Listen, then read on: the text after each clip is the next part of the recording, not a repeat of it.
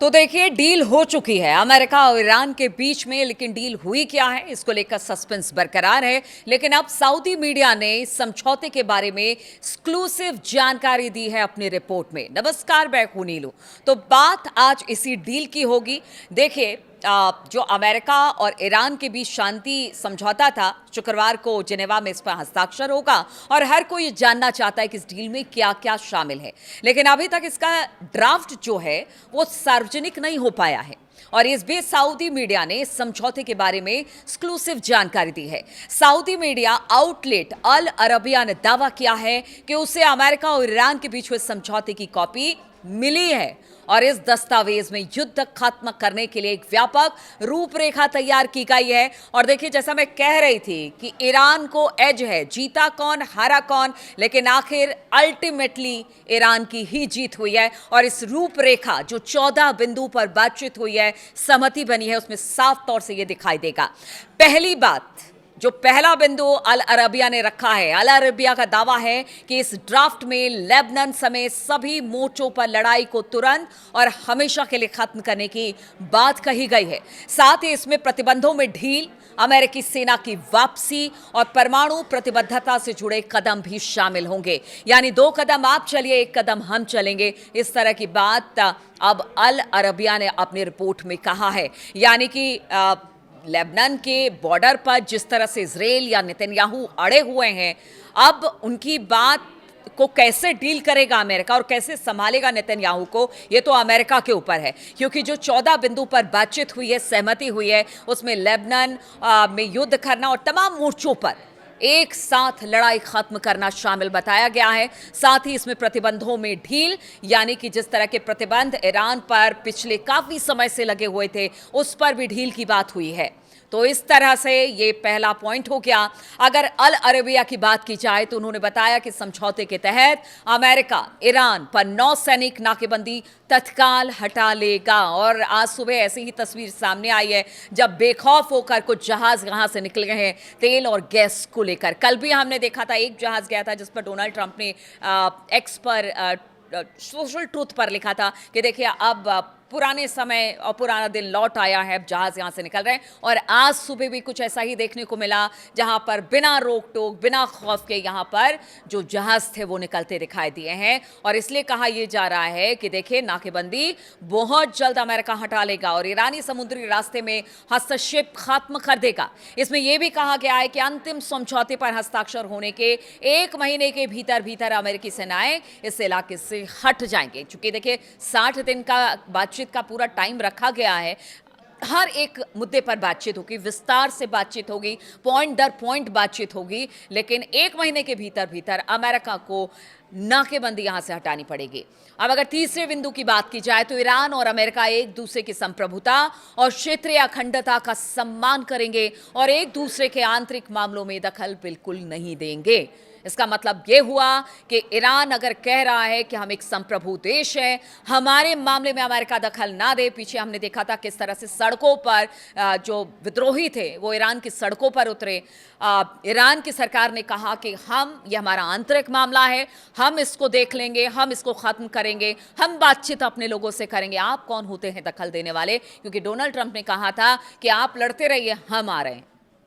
तो ये तो साफ तौर से दखल देना हुआ था। इसलिए कहा यह जाए, चाहे कुछ हो जाए, अमेरिका ईरान के आंतरिक मामलों में कोई दखल नहीं देगा और ना ही ईरान अमेरिका के मामलों में दखल देगा। अब चौथी बात, बदले में ईरान 1 महीने के भीतर भीतर हॉर्मुज़ स्ट्रेट की को फिर से खोल देगा, जिससे दुनिया के सबसे अहम ऊर्जा मार्गों में से एक से आवाजाही पूरी तरह से बहाल हो जाएगी। और ये पहले ही बात हो चुकी है, लेकिन चूंकि वहां पर बारूदी माइंस बिछे हुए हैं, इसलिए कहा जा रहा है कि इसमें वक्त लगेगा। कितना वक्त लगेगा? 1 महीना, 2 महीना, 3 महीना, नहीं पता, लेकिन शुरुआती तौर से यही कहा जा रहा है कि 1 महीने का है कि आप बहाल कर दीजिए। हालांकि देखिए, अभी से जहाज आने जाने शुरू हो गए। आज सुबह की तस्वीरें भी, यानी कि 17 तारीख की सुबह की तस्वीरें बहुत सुखद थी क्योंकि यहाँ से जहाज निकल रहे थे।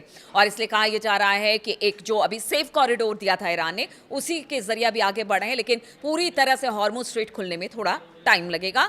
और इस फ्रेमवर्क के अहम हिस्से में ईरान के पुनः निर्माण की योजना भी शामिल है। देखिए, ये भी एक बड़ी बात है, पुनः निर्माण की बात हो रही है। हालांकि इसको ही लेकर ये कहा गया कि ऐसा कुछ नहीं है और पैसे अमेरिका नहीं देगा, लेकिन रिकंस्ट्रक्शन की बात भी ईरान की हो रही है। यानी हर मोर्चे पर ईरान युद्ध से पहले भी ये कहता रहा, ईरान युद्ध के समय भी ये कहता रहा और ईरान युद्ध के बाद भी ये कहता रहा कि देखिए जो भी हमारी मांगे हैं, मान लीजिए हम ईरान और अमेरिका के बीच जो इस वक्त युद्ध हो रहा है, जो इस वक्त पूरी दुनिया में हाहाकार मचा हुआ है, उस युद्ध को हम तुरंत खत्म कर देंगे। और देखिए जो नुकसान अमेरिका ने पहुंचाया ईरान में, अब उसको लेकर भी उसे भरपाई करनी होगी। और इस डील में ये जो रिकंस्ट्रक्शन की बात है उसका भी मुद्दा उठाया गया है और बताया जा रहा है कि इसके लिए पैसे मिलेंगे पुनः निर्माण के लिए ईरान के, और इसके लिए अमेरिका और क्षेत्रीय सहयोगी कम से कम 300 अरब डॉलर की फंडिंग करेगा। हालांकि कल डिनायल मोड पर दिखाई दे रहा था, लेकिन अगर इस रिपोर्ट की बात की जाए तो इसमें साफ तौर से कहा गया है कि इस 300 अरब डॉलर की फंडिंग की बात है ईरान के रिकंस्ट्रक्शन के लिए। हालांकि देखिए शुक्रवार तक का इंतजार करना पड़ेगा, अभी तो तरह तरह की रिपोर्ट आ रही है, लेकिन अगर इस रिपोर्ट की माने और जिस तरह से उन्होंने कहा है कि एक्सक्लूसिव रिपोर्ट है, तो फिर तो ये तो बहुत बड़ी बात होगी कि ईरान हर मोर्चे पर आगे बढ़ गया, अपनी बात मनवाने में कामयाब रहा। ईरान इसे युद्ध के हर जाने के रूप में प्रदर्शित कर रहा है और इस समझौते की पूरी तरह से ये छठा बिंदु है, इसको ध्यान रखिएगा। इस समझौते के पूरी तरह से लागू होने के बाद ईरान पर लगे अमेरिका के सभी मौजूदा प्रतिबंध हटा दिए जाएंगे। इसमें संयुक्त राष्ट्र सुरक्षा परिषद, यूएनएससी और इंटरनेशनल एटॉमिक एनर्जी एजेंसी यानी IAEA के उपायों से जुड़े प्रतिबंध भी शामिल बताए जा रहे हैं। वहीं 7वें बिंदु की बात की जाए तो अल अरबिया के अनुसार, देखिए एक बात तो स्पष्ट कर दें, ये ईरान की कोई अखबार नहीं, कोई न्यूज़ एजेंसी नहीं है, ये अल अरबिया है और उसकी तरफ से ये अगर रिपोर्ट आई है तो उसमें कुछ ना कुछ तो सच्चाई होगी। अल अरबिया के अनुसार ईरान के कच्चे तेल के निर्यात को पूरी मंजूरी मिल जाएगी, जिसमें ग्लोबल बैंकिंग, इंश्योरेंस और शिपिंग सिस्टम तक पहुंच शामिल बताया जा रहा है। क्योंकि अभी देखिए अमेरिका ने जिस तरह से प्रतिबंध लगा रखा था कि यूरोपियन यूनियन है वो ईरान से तेल नहीं खरीद रहा था, इधर अमेरिका नहीं खरीदा, भारत पर दबाव बनाया जाता, चीन, रूस, सब पर दबाव बनाया जा रहा था। लेकिन अब ये बताया जा रहा है कि अब यहाँ से कच्चे तेल का जो व्यापार है वो शुरू हो जाएगा। ग्लोबल बैंकिंग, इंश्योरेंस और शिपिंग सिस्टम तक पहुंच इसमें शामिल बताई जा रही है। आप समझिए ईरान को कितना फायदा होगा। विदेशों में मौजूद ईरान की सभी फ्रीज की गई संपत्तियों को जारी किया जाएगा, ये 8वां बिंदु है और बताया जा रहा है कि इस पर भी सहमति बनी है और पूरी तरह से ये बताया जा रहा है कि जितने भी फ्रीज अकाउंट थे उसे अब उपलब्ध करा दिया जाएगा ईरान के लिए। तो ईरान के पास अब बहुत सारा पैसा आने वाला है जिससे ईरान अपने डेवलपमेंट की बात करेगा। 9वें पॉइंट की बात की जाए तो समझौते में ईरान ने वादा किया है कि वो कभी भी परमाणु हथियार नहीं बनाएगा। ईरान और अमेरिका इस बात पर सहमत हो गए कि जो इनरिच्ड यूरेनियम है और परमाणु से जुड़े कार्यक्रम जो इस वक्त चल रहे हैं उसमें आपसी सहमति वाले मुद्दों पर अंतिम समझौते में कोई एक ऐसे बिंदु पर पहुंचा जाए जिससे कि ये स्पष्ट हो जाए या फिर तमाम लगातार जो मॉनिटरिंग होती रहे कि हाँ वाकई ईरान परमाणु हथियार नहीं बना रहा है और उसको लेकर बातचीत आगे इन 60 दिनों में होगी, ये देखना होगा। यानी ईरान ने कह दिया है कि जो स्थिति है वैसी स्थिति ही रहेगी, बहुत ज़्यादा यूरेनियम का एनरिचमेंट वो नहीं करेगा, परमाणु कार्यक्रम पर बहुत ज़्यादा बात नहीं होगी। हाँ, यूरेनियम की उतनी आवश्यकता होगी जितना देश को चाहिए, लेकिन उससे ज़्यादा नहीं। तो इस तरह की बातें हैं। हालांकि ये बात अभी निगोशिएशन टेबल पर है, बातचीत होगी, कई दौर की बातचीत होगी और ये चीज़ें स्पष्ट हो जाएंगी। यानी परमाणु कार्यक्रम आगे नहीं बढ़ाएगा ईरान, इस तरह की सहमति भी बनी है। और 10वां बिंदु, ईरान और अमेरिका इस बात पर सहमत है कि अंतिम समझौते को सफलतापूर्वक लागू करने और भविष्य की प्रतिबद्धताओं की निगरानी के लिए एक ऐसा तंत्र स्थापित, मतलब एक ऐसी टीम बनाई जाए जो कि इन सब की मॉनिटरिंग करे, ताकि कहीं भी कोई भी अपनी बात से पीछे हटता है तो उस बात को बताया जाए कि ये समझौता हुआ है और आपको इस समझौते पर काम करना है। तो ये है पूरी डील जो कि अल अरबिया के रिपोर्ट में एक्सक्लूसिव आई है।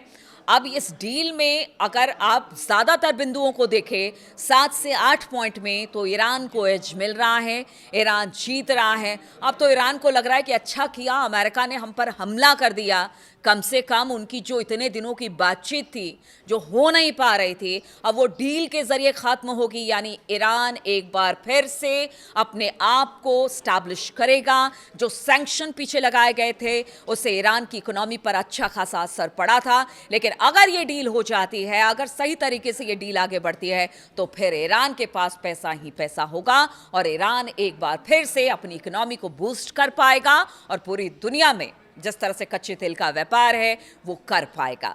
तो ईरान के लिए तो ये बहुत अच्छी खबर है। अब देखिए, शुक्रवार तक का इंतजार करना पड़ेगा जब डील पर हस्ताक्षर हो जाएंगे। पूरी बात इस डील के सामने आ जाएगी कि आखिर कहीं अमेरिका ने बड़ी गलती तो नहीं कर दी ईरान पर हमला करके, और इससे ईरान का ही फायदा हुआ। अमेरिका का तो जो होगा सो होगा, उसके अपने देश के लोग ही अब उन पर सवाल खड़े कर रहे हैं और ये बहुत जल्दी मिड टर्म चुनाव में ट्रंप को भी पता लग जाएगा। बहुत बहुत शुक्रिया मेरे साथ इस वीडियो में शामिल होने के लिए, और आपके कमेंट का इंतज़ार रहता है। आप ज़रूर इस पर अपना कमेंट दीजिए, बताइए कि क्या वाकई आपको ऐसा लगता है कि ईरान की जीत हुई है, जो निगोसिएशन हुआ है वो ईरान की बेहतरी के लिए काफ़ी मुफीद है, फ़ायदेमंद है। तो आपके कमेंट्स का इंतज़ार रहेगा।